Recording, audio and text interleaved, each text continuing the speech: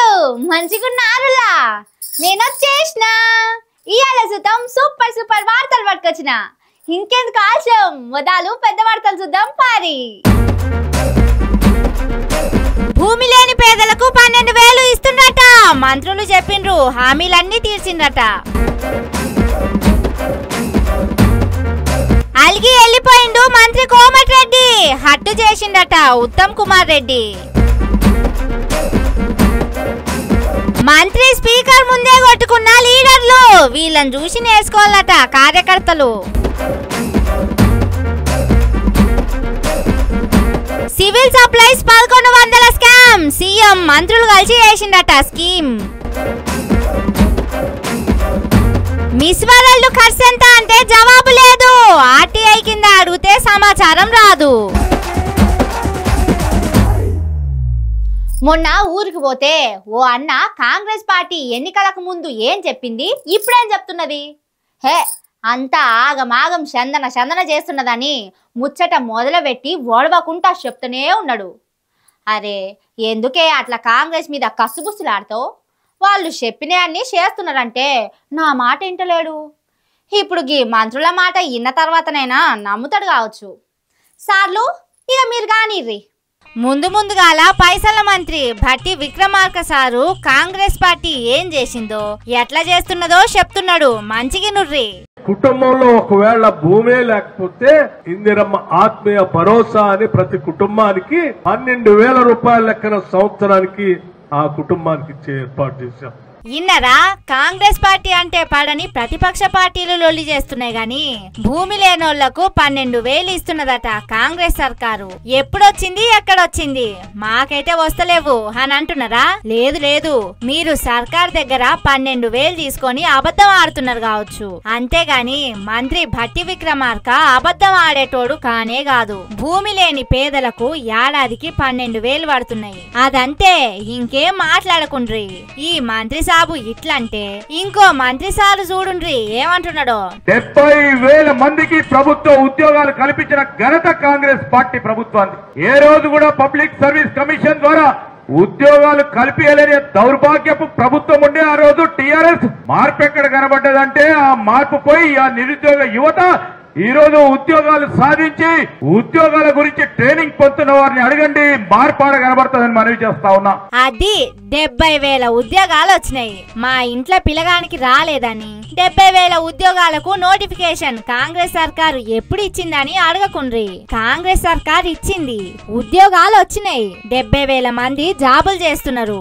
Notification వచ్చిన ముచ్చట మీకు తెలియకుంటే సర్కార్ ఏం చేయమంటారు కాబట్టి నోటిఫికేషన్లు వచ్చినాయి అనేది నమ్ముండ్రి అది అంతే వచ్చినాయి ఇచ్చిండ్రు నౌకర్లు చేస్తున్నారు ఇంకేం మాట్లాడుకుండ్రి అట్లనే ఇంకో మంత్రి గారు మాటలు ఇనుర్రి పోయిన ఎలక్షన్ లో ఏదైతే మాట ఇచ్చిండ్రో 2 లక్షల ఉద్యోగాలు మేము కల్పిస్తామని చెప్పి వారు మాట ఇచ్చిండ్రు 5 సంవత్సరాలలో ఈ వచ్చే డిసెంబర్ వరకు సుమారు 1,00,000 ఉద్యోగాలు భర్తీ కావడం జరుగుతుంది ఇంకొక 1,00,000 ఉద్యోగాలు వచ్చే 3 సంవత్సరాలలో అది కూడా భర్తీ చేసి ప్రభుత్వము కాంగ్రెస్ ప్రభుత్వం ఏదైతే మీకు మాట ఇచ్చిందో 2 లక్షల ఉద్యోగాలు భర్తీ చేస్తామని చెప్పి అది కూడా మాట నిలబెట్టుకుంటుందని చెప్పి మీ అందరికి చెప్తూ 2025 డిసెంబర్ వరకు 1,00,000 ఉద్యోగాలు భర్తీ అవుడు ఖాయం ఎందుకంటే ఇప్పటికే 70,000 ఉద్యోగాలు వచ్చినాయని మంత్రి శ్రీధర్ బాబు చెప్పిండు కాబట్టి ఇంకో 30,000 ఉద్యోగాలు డిసెంబర్ లోపు ఇచ్చుడు ఖాయం కాబట్టి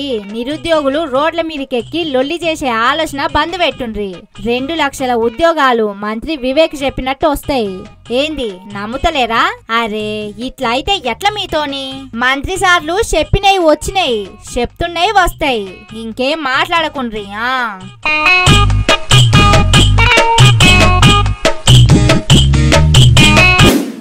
పిలువకురా అలుగకురా నలుగురిలో నన్ను ఓ రాజా పలుచన సలుపకురా అలుగకురా పిలువకురా 10 మందిలా నాది పర్వు తీయకురా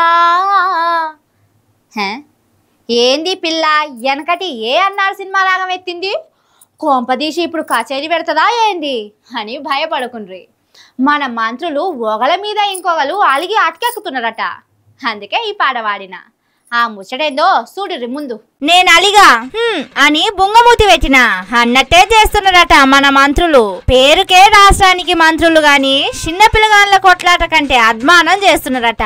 నల్గొండ పర్యటనకు అట్లనే నాగార్జున సాగర్ గేట్లు ఎత్తేటానికి మంత్రులు ఉత్తము, లక్ష్మణు, కోమటిరెడ్డి, వెంకటరెడ్డిలు పోయే ప్రోగ్రాం పెట్టుకున్నారట. గాలి మోటార్ కూడా తయారున్నదట. పొద్దుగాల 9 గంటలకు రయ్యమని ఆకాశంలోకి ఎగిరి అమాంతం నాగార్జున సాగర్ కాడ దిగాలనేది ప్లానింగ్ అట. అనుకున్నట్టే మంత్రులు లక్ష్మణు, వెంకటరెడ్డిలు 9 గంటలకు వచ్చిందట బేగంపేట విమానాశ్రయానికి. కానీ నీళ్ల మంత్రి ఉత్తమ్ కుమార్ రెడ్డి 10 గంటలైనా గాలి మోటార్ కాడికి రాలేదట. ఇగస్తాడో అగస్తాడో అని ఎదురు చూసి కండ్లు కాయలు కాసి పండ్లు పండి రాలిపోయే కాడికి వచ్చిందట. యూరియా బస్తాల కోసం రైతులు ఎదురు చూసినట్టు వెంకటరెడ్డి అడ్లూరి లక్ష్మణులు చూసిందట. కానీ ఉత్తమ్ కుమార్ రెడ్డి కారు మాత్రం కనిపించలేదట. ఇంకే ఉన్నది, కోమటిరెడ్డి వెంకటరెడ్డికి కోపం నశాలానికి ఎక్కిందట. చల్, తోటి మంత్రి అంటే ఇచ్చే గౌరవం ఇదేనా? నేను వస్తున్నా అని తెలిసి కూడా ఆలోచన చేసులేంది. దిస్ ఇస్ టూ మచ్ అన్నట్టు కారెక్కి మళ్ళా కనిపించనన్నట్టు వెళ్ళిపోయిందట. మీరే సాగర్ నీళ్లు ఇడుగుండ్రి, మీరే జబ్బలు చాసుకోండ్రి, మీరే ఫోటోలు దిగుండ్రి అన్నట్టు అలిగినట్టు అవతల పడ్డాడట. మరి ఉత్తమ్ కుమార్ రెడ్డి బేగంపేటకు పోయినాక ఫోన్ చేసి అడ్డిండో లేదో తెలియదు గాని సీదా నాగార్జున సాగర్ వెళ్ళిపోయి నీళ్ళు ఇచ్చిందట. చూడుర్రి మన సక్కదనాల మంత్రుల కొట్లాట ఎట్లున్నదో. వీళ్ళు కదా రాష్ట్రాన్ని మునుముందడికి తీసుకుపోయే ధీరులు. వీళ్ళే కదా రైజింగ్ తెలంగాణకు పునాది రాయి వేసేది. చిచి, మీకన్నా చిన్నపిల్లల నయమని కామెంట్ పెడుతున్నారు సోషల్ మీడియా పబ్లిక్.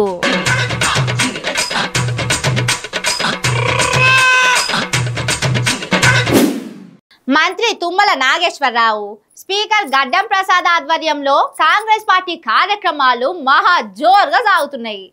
పార్టీని ప్రజల్లోకి తీసుకుపోవట్లా, తెలంగాణను కాంగ్రెస్ పార్టీకి కంచుకోట తీరుగా తయారు చేసుట్లా, పార్టీకి అత్యంత ఆదరణ లభించుట్లా అనేక కార్యాలు చేస్తున్నారు కాంగ్రెస్ పార్టీలు. అవేంటియో ఎంత మంచిగా కొనసాగుతున్నాయో మీరు కూడా చూసి తరించుర్రి.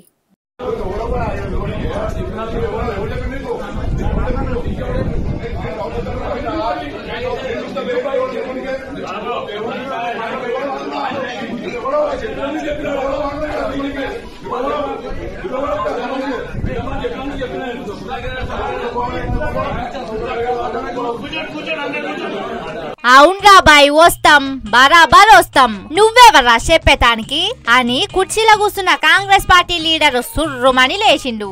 అది ఎవలో ఏరే పార్టీ లీడర్ మీదికి కాదు, సొంత పార్టీ కార్యకర్త మీదికే ఉరుకులాడిండు. మంది ఎవరు లేకుంటే కొట్టేటోడే కావచ్చు, అంత కోపంతోని మీదికి పోయిండు. అందరూ సముదాయించి నోరు మూసుకుంటా దౌడలు ఒత్తుకుంటా ఊసబెట్టిన తర్వాత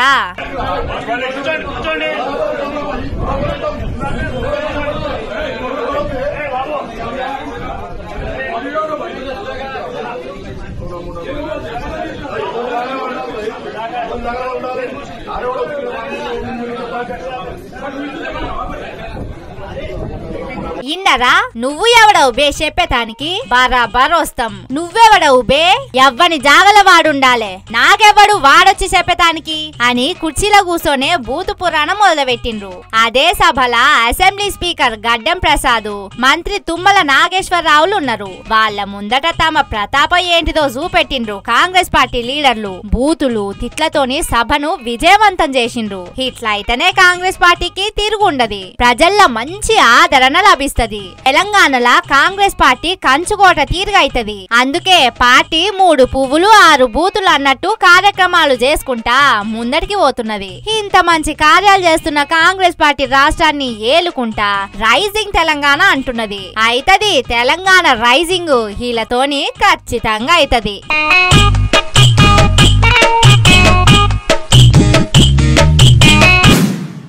దేశంలో జరిగిన 100 అవినీతి పనుల లెక్కలు బయటికి తీస్తే దాంట్లో 90% ఏ పార్టీ ఉంటాయో మీకు ఎరికేనా? ఏంది కాంగ్రెస్ పార్టీ? హే, అట్లా ఎందుకు అంటారు? వాళ్ళంత మంచి పార్టీ లేదు. అది నీతి గల పార్టీ, నియతి గల పార్టీ. ఆ పార్టీ లీడర్లు జనం సొమ్మును అస్సలు ముట్టుకోరు. ఏంది నమ్ముతలేరా? నమ్ముతే నమ్ముర్రి, లేకుంటే లేదు, మీ ఇష్టం. కానీ ఇగో ఈ బీఆర్ఎస్ పార్టీ మాజీ ఎమ్మెల్యే సారు కాంగ్రెస్ సర్కార్ చేసిన అవినీతి రహిత పని గురించి చెప్తున్నాడు. ఒక్కసారి నుర్రి. కొట్టాలని ఉంటే ఈపు మీద కొట్టుండ్రు గాని కడుపు మీద కొట్టకుండ్రయ్యా అంటారు కదా. కానీ కాంగ్రెస్ పార్టీ లీడర్లు మాత్రం పేదల కడుపు మీదనే కొడుతున్నదట. తెలంగాణ సివిల్ సప్లైస్ అంటే రేషన్ బియ్యం, ఉప్పులు, పప్పులు పంపిణీ చేసే సివిల్ సప్లైస్ డిపార్ట్మెంట్ లా పందికొక్కులు చేరి బియ్యం బుక్కినట్టు పెద్ద స్కామ్ చేసిండట.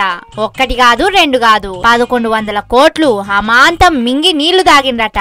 ఒక్కొక్క దారం పోగు చేసి ఆధారాలు దొరకబట్టినట్టు బీఆర్ఎస్ పార్టీలు చెప్తే ఇప్పటి వరకు ఏ ఒక్కరు సడి సప్పుడు చేస్తలేరట. ఇట్లయితే వాళ్లకు దున్నపోతుకు శీమ గుట్టినట్టు కూడా అయితలేదని కోర్టుకెక్కిండ్రట. అన్నిటికన్నీ ఆధారాలు కోర్టు ముంగట పెట్టిండ్రట.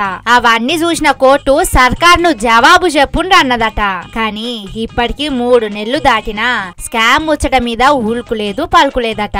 అందుకే బీఆర్ఎస్ పార్టీ మాజీ ఎమ్మెల్యే పెద్ది సుదర్శన్ రెడ్డి ముళ్ళు కట్టెతోని పొడిచినట్టు చేస్తున్నాడట. కాంగ్రెస్ పార్టీ ఏ తీరుగున్నదో చెప్తున్నాడు ఇనుర్రి. ప్రభుత్వాన్ని కౌంటర్ దాఖలు చేయాలని చెప్పి చీఫ్ జస్టిస్ గారు అనేక ఆదేశాలు ఇచ్చారు. 3 చీఫ్ జస్టిస్ లో మారిలు గానీ ప్రభుత్వం మాత్రం ఈ కేసులో ఇప్పటివరకు కౌంటర్ దాఖలు చేయలేకపోయింది. కౌంటర్ దాఖలు చేస్తలేదంటేనే కాంగ్రెస్ పార్టీ దొంగ 420. ఇది ఇవాళ బీఆర్ఎస్ పార్టీ నర్మగర్భంగా చెప్తున్నది. ఇలా ఖచ్చితంగా ముఖ్యమంత్రి రేవంత్ రెడ్డి ప్రత్యక్షంగా ఇన్వాల్వ్ అయ్యిండు, ఉత్తమ్ కుమార్ రెడ్డి ప్రత్యక్షంగా ఇన్వాల్వ్ అయ్యిండు, సంబంధిత అధికారులు ప్రత్యక్షంగా ఇన్వాల్వ్ అయ్యిండు. ఇందులో హయత్ హోటల్లో, పార్క్ హయత్ హోటల్లో జరిగినటువంటి కుంభకోణం యొక్క మరి వివరాలన్నీ కూడా బీఆర్ఎస్ పార్టీ దగ్గర అన్ని రకాల ఆధారాలు ఉన్నాయి.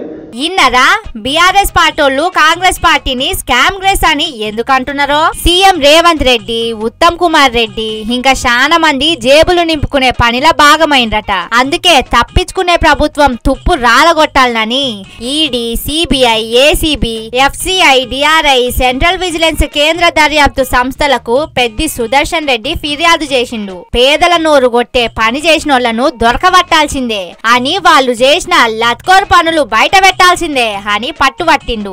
ఆధారాలు జమ చేసి మీడియాకు చూపెట్టిండ్రు. కానీ తెలంగాణ కాంగ్రెస్ లీడర్లను మెచ్చుకోవాల్సిందే. స్కాములు చేసుడే కాదు, దాని జాగా బయట తిరుగుతున్నారు చూడు, ఆ ధైర్యానికి మెచ్చుకోవాలి. తప్పు చేసుడే కాదు, తప్పించుకొని తిరుగుట్లా మా అంత మొనగాళ్లే లేరన్నట్టు చేస్తున్నారట.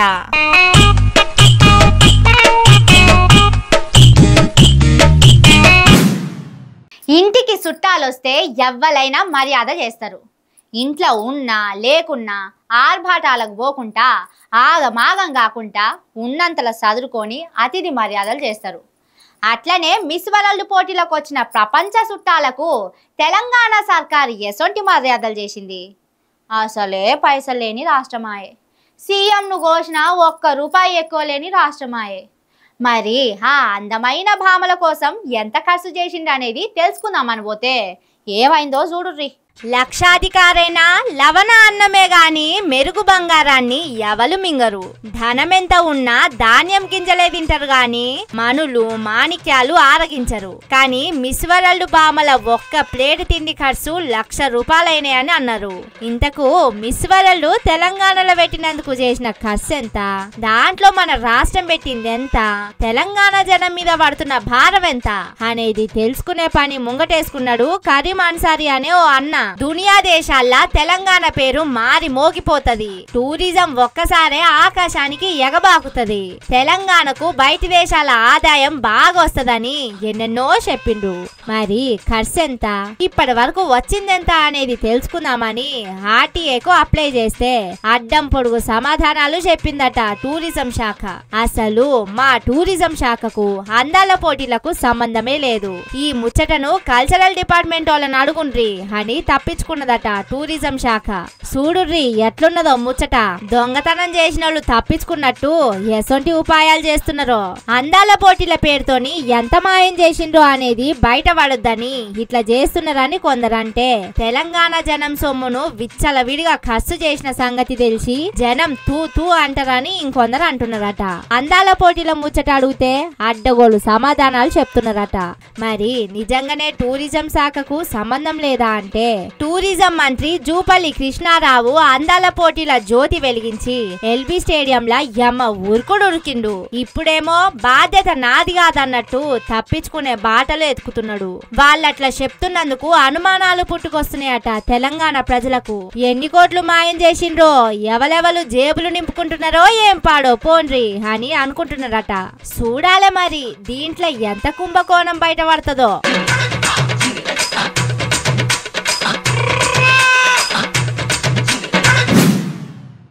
నాయకుడు అనేటోడు నలుగురి బాగు కోరుకునేటోడై ఉండాలి, బతుకులను మార్చేటోడై ఉండాలి. అసొంటి నాయకుని అడుగులు మా ఊర్లో మోపితే మంచిగుండ అనే తట్టు ఉండాలి, 10 కాలాల పాటు యాది చేసుకునే తట్టు ఉండాలి. హగో అదే ప్రయత్నం చేస్తున్నాడు మన సీఎం రేవంత్ రెడ్డి. ఎంత గొప్ప పనులు చేస్తున్నాడంటే చెప్పను, మీరే చూడుర్రి.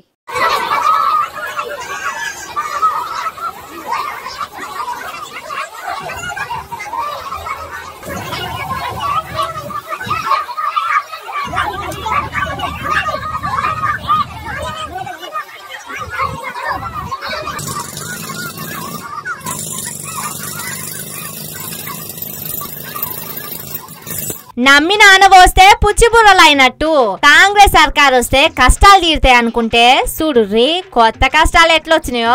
పోలీసులతోటి ఫైటింగ్ చేయాల్సి వచ్చింది, మా బతుకులు ఆగం చేయకుండ్రి అని బతిలాడుకోవాల్సి వచ్చింది. అగ చూడుండ్రి జెండా కర్రను పట్టుకొని ఎట్లా గుంజుతున్నారో. అటు పోలీసులు ఇటు జనాలు ఫైటింగ్ జోరుగానే చేసిండనుకో రాదుండ్రి. ఇదే ప్రజలు కోరుతున్న మార్పు అన్నట్టే చేస్తున్నాడు సీఎం రేవంత్ రెడ్డి పనులు. ఇదే బస్తీ జనాల బతుకులు మార్చే పని. ఇంతకు మించిన గొప్ప పని ఇంకే ఉంటదన్నట్టు చేస్తున్నారు. హైదరాబాద్ పట్నం మూసాపేట ఏరియాలో ఉన్న ఆంజనేయ నగర్ లో జరుగుతున్న హైడ్రా కూల్చివేతలు. అయ్యా మా బతుకులు ఆగం చేయకుండ్రి. ఇన్ని రోజులు చిన్న చిన్న గుడిసెలు ఇండ్లల్లా మలుసుకొని పండి బతికినాం. కాంగ్రెస్ సర్కార్ వస్తే మాకు ఇండ్లు కట్టిస్తది కావచ్చు అని అనుకున్నాం, కానీ ఇట్లా ఉన్న ఇండ్లను కూడా కూలగొడతారు అనుకోలేదు. ఆపుండ్రి అని ఎంత మొత్తుకున్నా పోలీసులు ఊకోలేదట. అగ చూడుర్రి జనాలను ఎట్లా నెట్టేస్తున్నారో. మనుషుల తీరుగా చూస్తేనే లేరు ఎవ్వలను. షాపులు ఇండ్లు అక్రమంగా కట్టుకున్నారని కూలగొట్టేతందుకు చేస్తున్న పనట ఇది. ఎంత మంచి ప్రభుత్వమో చూడుర్రి, ఎంత మంచి భరోసాని ఇస్తున్నారో చూడుర్రి. ఇంత గొప్ప పాలన చేస్తున్నారు కాబట్టి 10 కాలాలు కాదు 100 ఏండ్లైనా రేవంత్ రెడ్డి పాలనను మర్చిపోకుండా చేస్తున్నాడు. బీద సాదల బతుకుల్లా భారీ మార్పులు తీసుకొస్తున్నాడు. అందుకే ఇట్లాంటి సీఎంలు దేశమంతట ఉండాలి. అట్లయితేనే పేదలకు న్యాయం జరుగుతుంది, నిరుపేదల బతుకులు మారుతాయి. అంటే గుడిసెల నుంచి రోడ్డు మీద పడుడు అంటే మార్పే కదా. గ్రేట్ రేవంత్ రెడ్డి అని మస్తు మెచ్చుకుంటా తలుసుకుంటా ఏడుస్తున్నారట.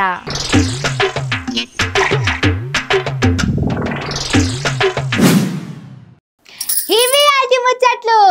ఇంకిన్ని కత్త నాకు ముచ్చట్లతోటి మళ్ళొస్తా. చూస్తూనే ఉండుర్రి మన తీన్మార్. ఇదే అసలు తీన్మార్.